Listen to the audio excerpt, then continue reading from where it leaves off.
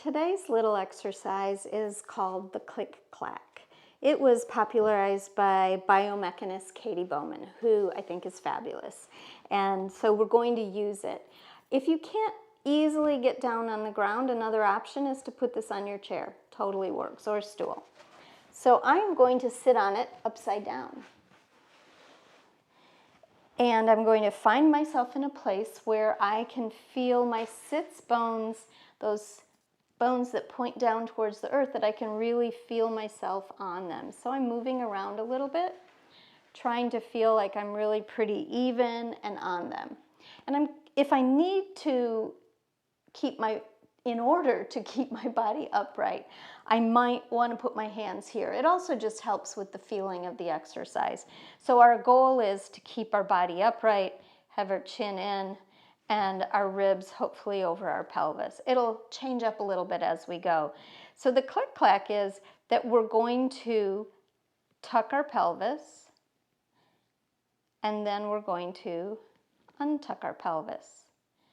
You may have found yourself almost doing a seated cat-cow.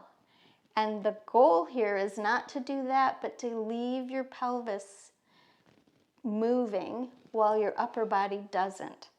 So this is definitely a challenge. So I'm going to tuck my pelvis. You'll see that it's much smaller when I try not to curve my back, my upper back.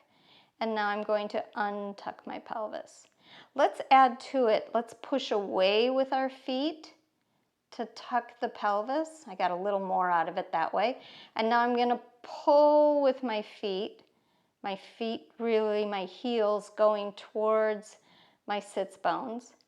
And then I'm going to tuck my pelvis, pushing away with my feet and pulling with my heels.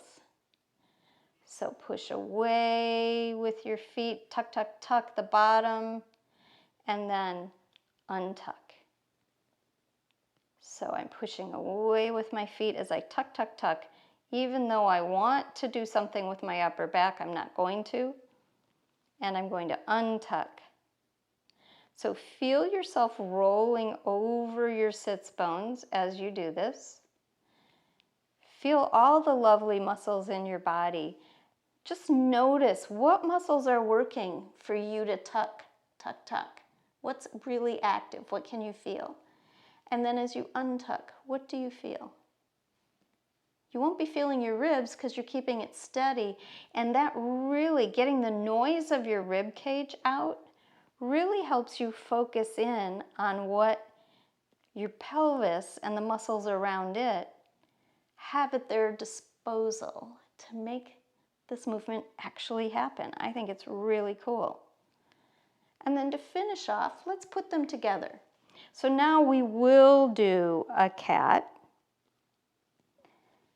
and a cow. Remember, we're not dropping our head back. We're not going into overuse of our cervical spine. Just shining the sternum up and coming back. So I hope you enjoyed that. And that little bit of movement in your pelvis is really a good thing. We want to be able to move a little bit. That wasn't enough to create problems in compression. It really has to move independently. It's all a part of good, solid, everyday movement for the tasks you need to do.